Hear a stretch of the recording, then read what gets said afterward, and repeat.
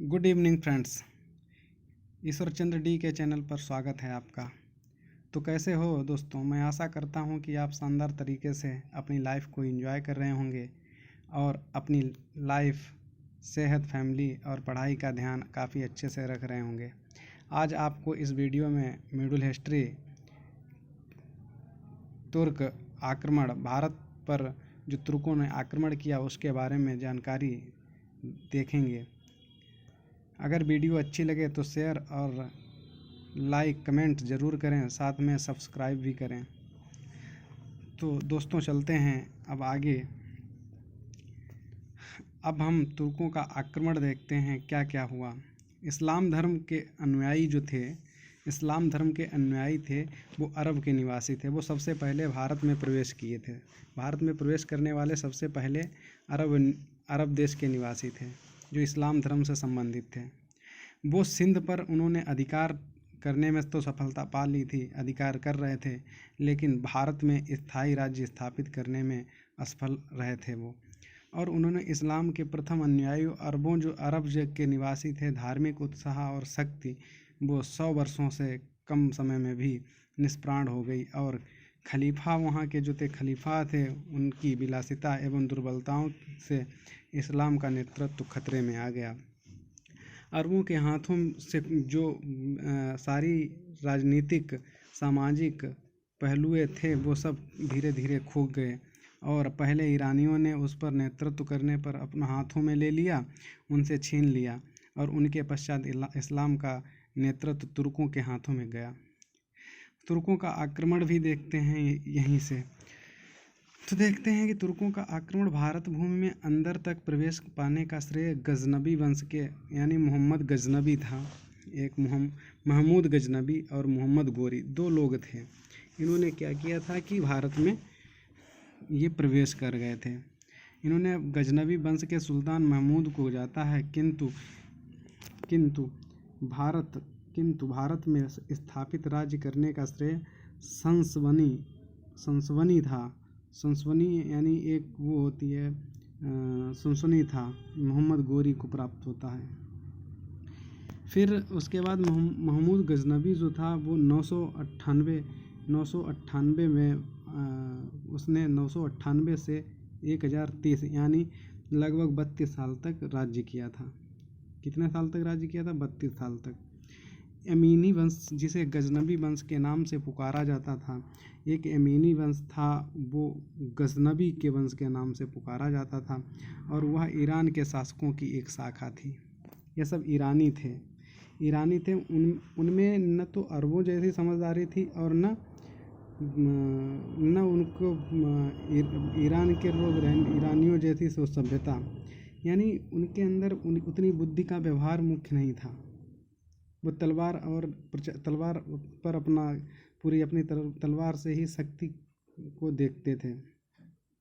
हाँ, तो अल्पगीत में ने इस वंश का एक स्वतंत्र राज्य स्थापित किया और बाद में उसके दामाद सुबुक्तगीन ने गद्दी संभाली। सुबुक्तगीन के समय से गजनी जो था वो हिंदू शाही राज्य का लंबा संघर्ष आरंभ हो गया। उसी समय हिंदू शाही जो थी वो अफ़गानिस्तान से शुरू होती है और सुल्तान महमूद के समय तक चलता रहा। यह संघर्ष सुल्तान महमूद के समय तक चलता रहा, जिसका आखिरी परिणाम हिंदू शाही राज्य नष्ट होना हुआ है। धीरे धीरे यही चलती रही व्यवस्था। सुबुक्तगीन की मृत्यु के बाद 998 ईस्वी में महमूद गजनी गद्दी पर बैठा और 1030 तक यानी 32 साल तक वो गद्दी संभाले शासन करता रहा। 1000 ईस्वी से लेकर 1027 ईस्वी तक भारत में 17 बार आक्रमण हुए। कितनी बार आक्रमण हुए? 17 बार आक्रमण हुए। फिर महमूद के आक्रमण के कारण कई चीज़ें आती हैं, और तुर्कों की जो नस्ल की श्रेष्ठता के विश्वास ने उस हथियार को और उसे और तीक्ष्ण बना दिया था। इस प्रकार की नस्ल जो थी वो श्रेष्ठता के विचार में इस्लाम के प्रसार से और उत्साह और तलवार बना दिया था। तलवार की शक्ति को लेकर वो तुर्कों ने सम्मान और राज्य को प्राप्त करने का प्रयत्न तो किया, उसमें भी सफलता पा ली। यही नहीं, बल्कि बाद में तुर्कों ने संसार की प्रगतिशील शक्तियों में स्थान प्राप्त किया। काफ़ी संघर्ष किया और अपने आप को 11वीं और 12वीं सदी में तुर्कों ने बहुत अच्छी स्थापना कर ली थी हर क्षेत्र में। महमूद गजनबी भी यहाँ था, यमेनी वंश का अंश काफ़ी, और गजनबी भी था, जिसको गजनबी पुकारा जाता है ना। तो इन चीज़ों ने इन लोगों ने अच्छे से अपने भारत पर आक्रमण करके हर जगह अपना अपना दिखाया। फिर उसके बाद 1 नवंबर 971 को महमूद गजनबी का जन्म हुआ था। एक महमूद गजनबी जो था, महमूद के आक्रमण के कारण, अब कहते हैं महमूद के आक्रमण के कारण, पहले तो उसको जान तो लें, क्योंकि उसका 1 नवंबर 971 ईस्वी को जन्म हुआ था। उसके पर्याप्त उसने शिक्षा प्राप्त करना शुरू कर दिया। धीरे धीरे अपने पिता के समय अनेक युद्धों में भाग भी लेता रहा। 998 ईस्वी में 27 वर्ष की आयु उसने पूरी कर ली थी। 998 ईस्वी में 27 वर्ष का हो गया, और पिता जो था उसका राज्य, पिता ने उसको स्वामी बना दिया राज्य का, यानी उत्तराधिकारी वो था तो उसको राज्य का स्वामी बना दिया। तो इन चीज़ों में, परंतु महमूद जो अपनी विजयों के कारण सुल्तान के पद से योग्यता तो वो था ही, क्योंकि उसको परंपरागत मिली हुई थी। उसके बाद में उसने बगदाद के खलीफा अलकादिर नाम का खलीफा था, जो अलकादिर बिल्लाह नाम का खलीफा था, 999 ईस्वी में उसने उस पर अधिकार को स्वीकार कर लिया। वहाँ उससे आक्रमण किया, अधिकार को स्वीकार कर लिया 27 वर्ष की अवस्था में। फिर उसने कई जगह आक्रमण किए और वहाँ शपथ ली, कई जगह जीत करके अपना शासन किया।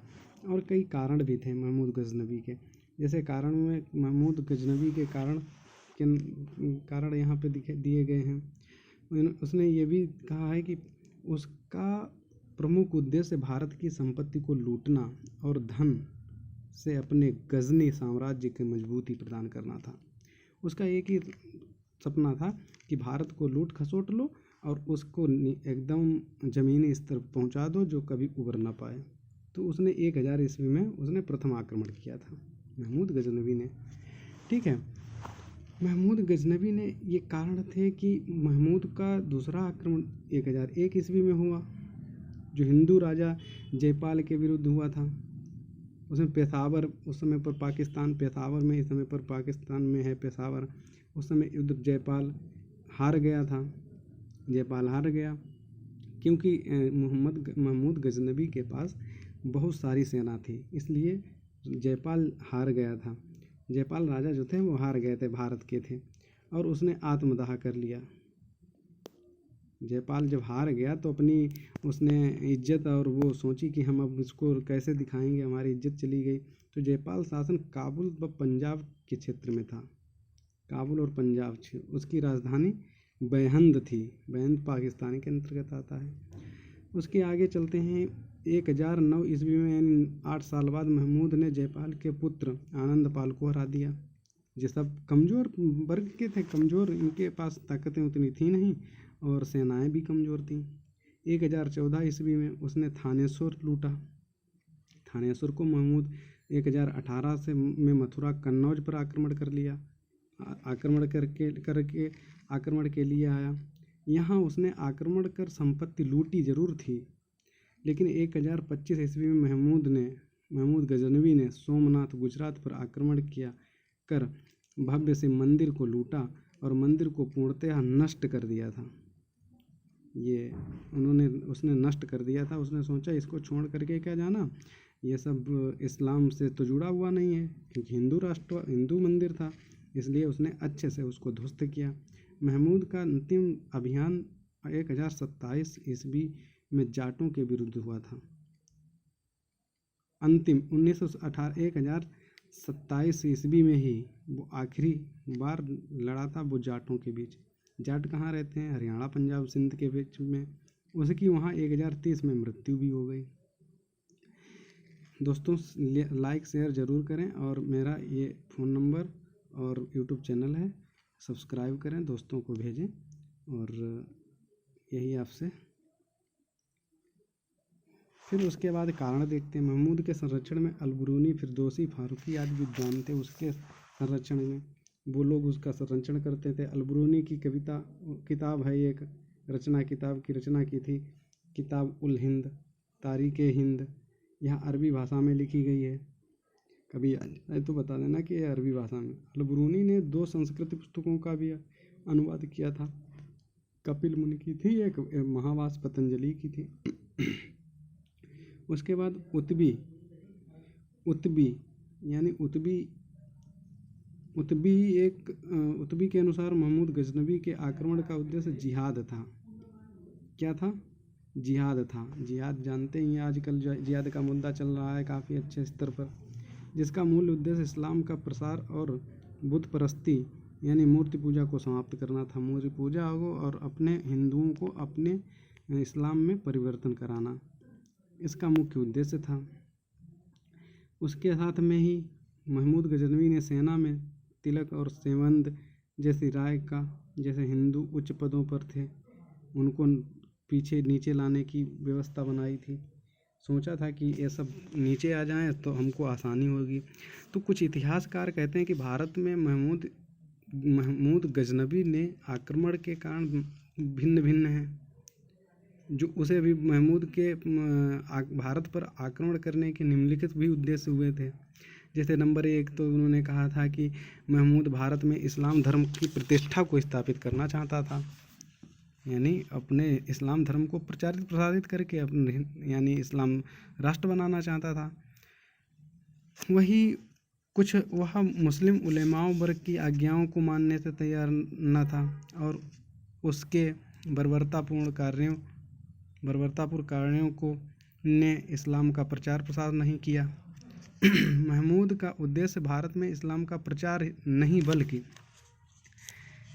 धन लूटना था, कुछ विद्वान ये भी कहते हैं। और वहीं कुछ विद्वान कहते हैं कि उसने हिंदू मंदिरों पर इसलिए आक्रमण किए क्योंकि वहाँ धन संचित था।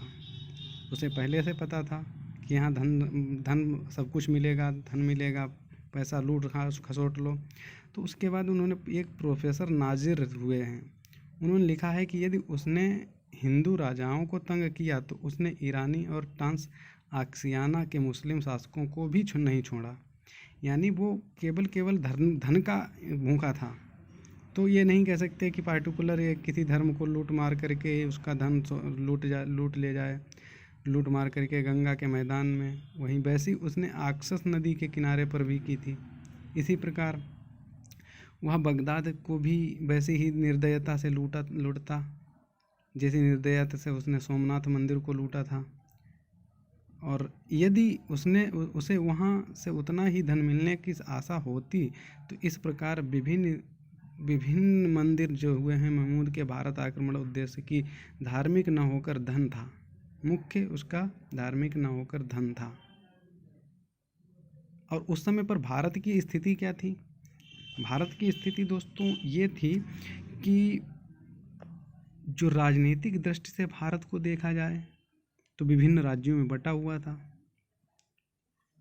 और राज्य शक्तिशाली भी थे, परंतु वो पारंपरिक प्रतिस्पर्धा उनकी मुख्य दुर्बलता थी। एक दूसरे की द्वेष भावना से वो इतने चिढ़ते थे कि कोई भी आगे बढ़े तो हिंदू के ही गला घोंट देता था, घर का ही गला घोंटता था। इसलिए सबसे ज़्यादा मुसलमानी मुल्तान और सिंध में 2 केवल मुसलमानी राज्य थे। उसके बाद ब्राह्मण हिंदू शाही राज्य चिनाब नदी से हिंदू कुश पर्वतमाला तक फैला हुआ था। और जयपाल उसका साहसी बहादुर तो था, दूरदर्शी शासक था, परंतु उसके पास सेना कमज़ोर पड़ गई थी। ये चीज़ें छोटी छोटी हो जाती हैं।